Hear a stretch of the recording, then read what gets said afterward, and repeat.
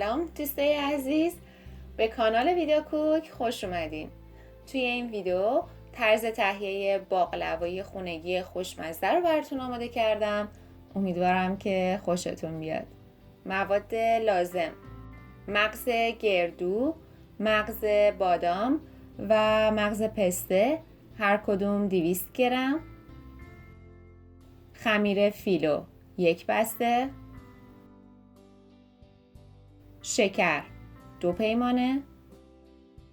کره 1/2 پیمانه و زعفران دم کرده 1 قاشق غذاخوری.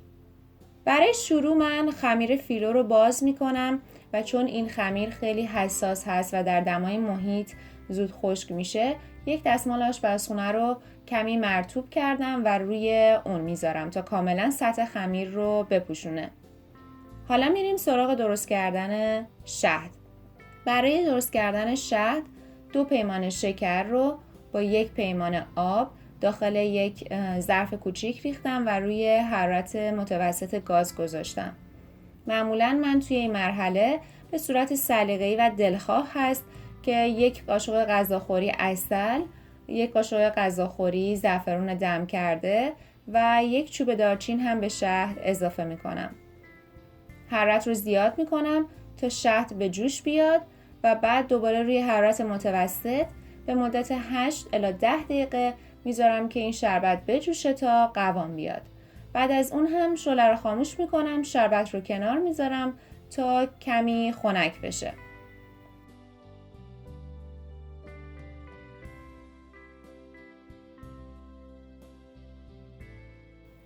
مغزها رو هم همشون رو داخل دستگاه غذاساز میریزم و چند پارس میزنم تا کاملا آسیاب بشن.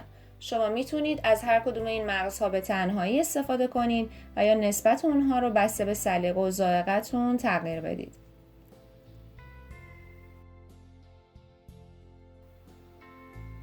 دوباره میریم سراغ خمیر. من اون ظرفی رو که میخوام توش باقلوا رو درست بکنم روی خمیرم میذارم و بسته به سایز اون خمیر رو برش میزنم.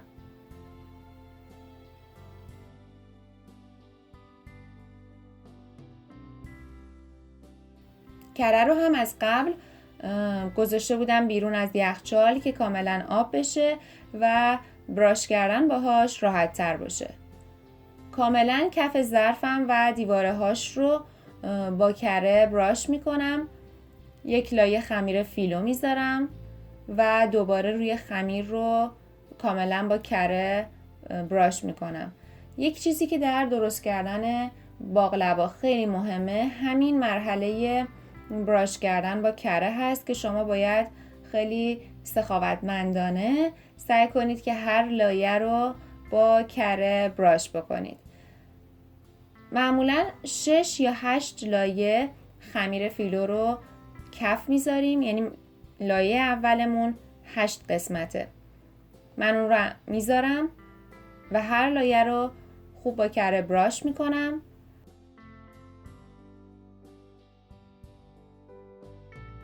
یک لایه مغزهای آسیاب شده رو میریزم. دوباره 6 لایه خمیر فیلو میذارم که هر کدوم رو دوباره باید با کره براش بکنید.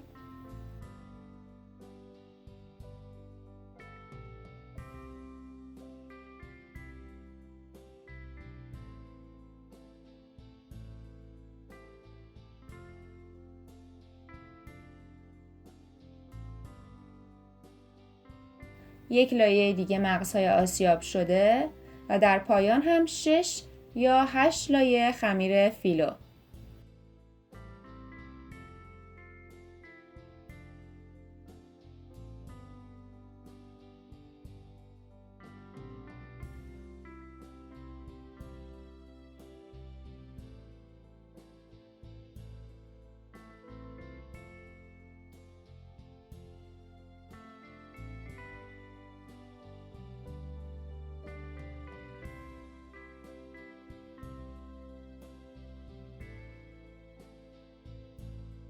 الان ظرف باقلوا رو میذارم داخل یخچال به مدت نیم ساعت تا خوب خودش رو بگیره و بعد میارمش بیرون به شکل لوزدی شکل اون رو برش میزنم و به مدت 20 دقیقه میذارم داخل فر با دمای 170 درجه سانتیگراد تا روش کاملا طلایی بشه و خوب بپزه.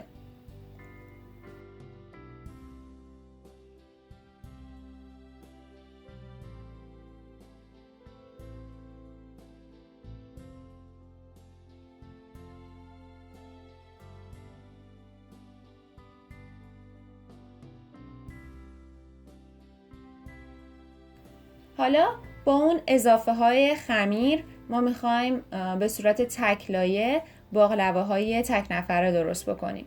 به این شکل الان من خمیرم رو گذاشتم روی سطح کار، از گوشه ها به سمت وسط اون رو جمع میکنم و هر دو طرف رو روی هم لایه ها رو میخوابونم، کمی اون رو تا میکنم، وسطش کمی مغز میریزم و دوباره خمیر رو میبندم. این باقلوه های تک نفره خیلی خوشگل هستن و در این حال خب مزه و طعمشون هم با باقلوه های چند لایه کاملا برابری میکنه.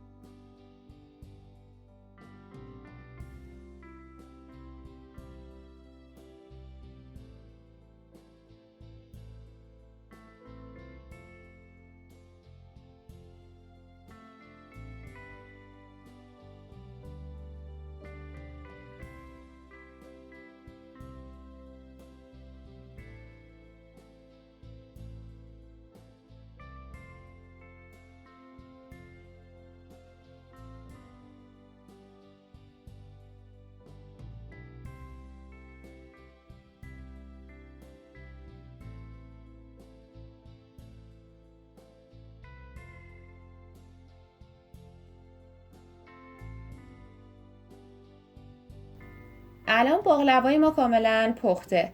من اجازه دادم که 10 دقیقه این باقلوا خارج از فر بمونه، کمی خنک بشه و توی این مرحله شهد رو بهش اضافه میکنم. همونطور که ملاحظه میکنید باقلوای خوشمزه ما آماده سروه. شما میتونید کمی مغز پسته هم برای تزیین روی اون بریزید که باعث خوشگل شدن و خوشمزه تر شدنش هم میشه.